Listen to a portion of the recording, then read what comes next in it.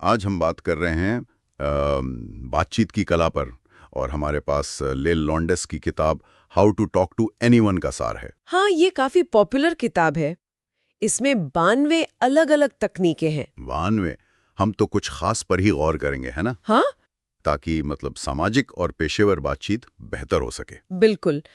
और अक्सर लगता है कि बस अच्छी बातें बोलनी है, पर किताब कहती है कि शुरुआत तो वो पहली छाप से ही हो जाती है। पहली छाप? हाँ, ये तो बहुत सुना है। सही। क्योंकि ये तय करती है कि आगे बात कैसे बढ़ेगी। और दिलचस्प ये है कि किताब सिर्फ ये नहीं बताती कि क्या करें, बल्कि छोटे छोटे बदलाव सुझाती है। जैसे एकदम से किसी को देखकर स्माइल करने के बजाय थोड़ा रुककर फिर धीरे से और ज्यादा गर्मजोशी से मुस्कुराना। धीरे से मुस्कुराना? कहीं ये थोड़ा अजीब सा ना लगे, मतलब बनावटी? अच्छा सवाल है। देखिए, मकसद बनावटी लगना नहीं, बल्कि ज्यादा भरोसेमंद और व्यक्तिगत लगना है। अच्छा। वो कैसे? जब मुस्कान थोड़ी देर से आती है तो ऐसा लगता है कि ये खास उसी इंसान के लिए है, ये नहीं कि आप हर किसी को देखकर ऐसे ही मुस्कुराते हैं। ये एक तरह से दिखाता है कि आपने उन्हें सच में नोटिस किया है।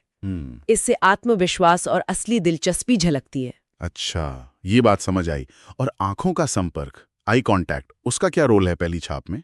किताब कुछ कहती है इस पर? आंखों का संपर्क बहुत जरूरी है, पर सिर्फ घूरना नहीं।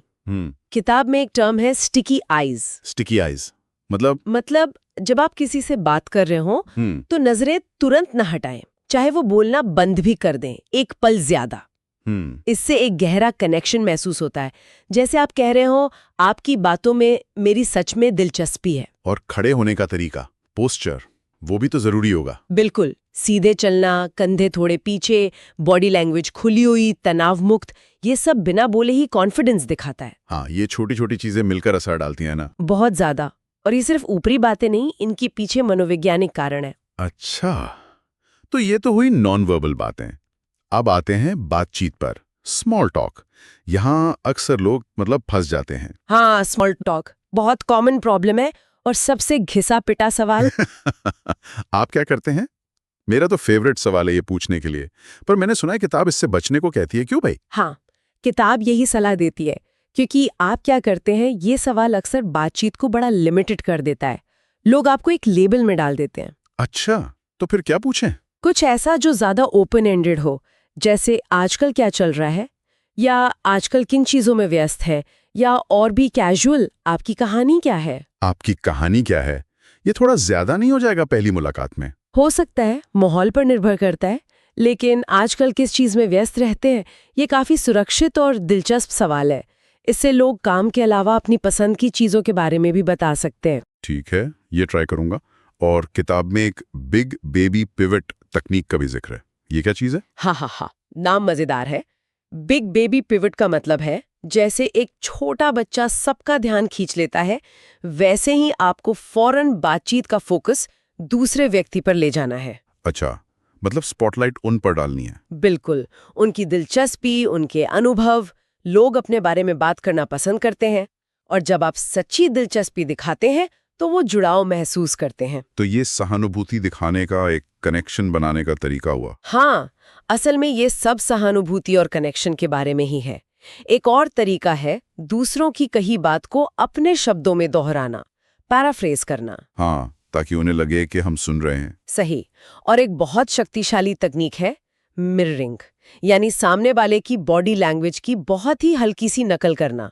ओह, ये तो मैंने सुना है, मिररिंग। लेकिन ये बहुत ध्यान से करना होता होगा, वरना अजीब लग सकता है। हाँ, बहुत सटल तरीके से। जैसे अगर वो थोड़ा आगे झुकें तो आप भी हल्का सा झुक जाएं, अगर वो हाथ बांध लें तो थोड़ी देर बाद आप भी वैसा कर सकते हैं।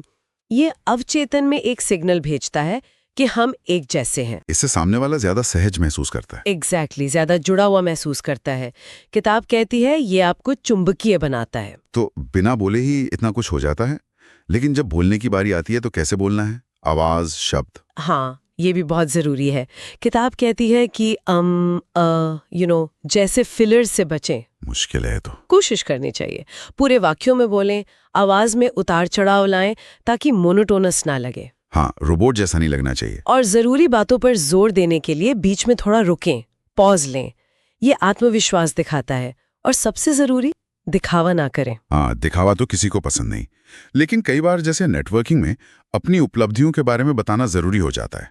कैसे बताएं बिना दिखावा लगे? बिल्कुल, इसका तरीका है सीधे अपनी बड़ाई करने के बजाय बातचीत में स्वाभाविक रूप से आपकी उपलब्धियां आनी चाहिए। किताब इसे हैंसल और ग्रेटल तकनीक कहती है। हैंसल और ग्रेटल, वो ब्रेड क्रम वाली कहानी है। भाई, जैसे उन्होंने रास्ता याद रखने के लिए ब्रेड क्रम छोड़े थे, वैसे ही आप बातचीत में अपनी दिलचस्प बैकग्राउंड या अनुभवों के छोटे छोटे संकेत छोड़ें। उदाहरण? जैसे आप कह सकते हैं, हाँ, जब मैं पिछले साल वो नेपाल वाले ट्रैक पर था, या हमारे उस मार्केटिंग कैंपेन में भी ऐसा ही कुछ हुआ था। अच्छा, तो आप बस एक छोटा सा हिंट देते हैं। हाँ, इससे सामने वाले में जिज्ञासा पैदा होती है, फिर वो खुद ही आपसे ज्यादा पूछते हैं। ये डींग मारने जैसा नहीं लगता। ये तो वाकई काम की तकनीक है, खासकर नेटवर्किंग के लिए। अच्छा, और अगर स्मॉल टॉक से आगे बढ़कर गहरा कनेक्शन बनाना हो तो? गहरे कनेक्शन के लिए सबसे जरूरी है असली जिज्ञासा।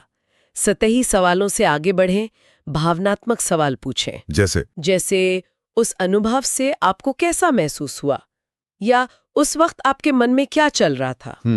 और तारीफ करने के बारे में? तारीफ करते वक्त सिर्फ बाहरी चीजों की नहीं, जैसे कपड़ों की या गाड़ी की, बल्कि उनके प्रयास, उनके चरित्र या किसी गुण की तारीफ करें। अच्छा, मतलब आपकी ड्रेस अच्छी है कि बजाय कुछ और? हाँ, जैसे आप जिस तरह से टीम को संभालते हैं वो कमाल है, या आपने वो मुश्किल सिचुएशन जिस शांति से हैंडल की वो काबिले तारीफ है। इससे लगता है कि आप उन्हें सच में एक इंसान के तौर पे देख रहे हैं, सिर्फ उनकी पोजीशन या चीजों को नहीं। बिल्कुल, ये ज्यादा मायने रखता है। तो इन सारी तकनीकों का निचोड़ क्या है, अगर एक चीज याद रखनी हो तो? निचोड़ ये है कि लोग अक्सर भूल जाते हैं कि आपने क्या कहा था, पर वो ये कभी नहीं भूलते कि आपने उन्हें कैसा महसूस कराया। वाह, ये तो बहुत गहरी बात है। हाँ, तो लक्ष्य सिर्फ बातें करना नहीं, बल्कि दूसरे इंसान को महत्वपूर्ण, दिलचस्प और मूल्यवान महसूस कराना है।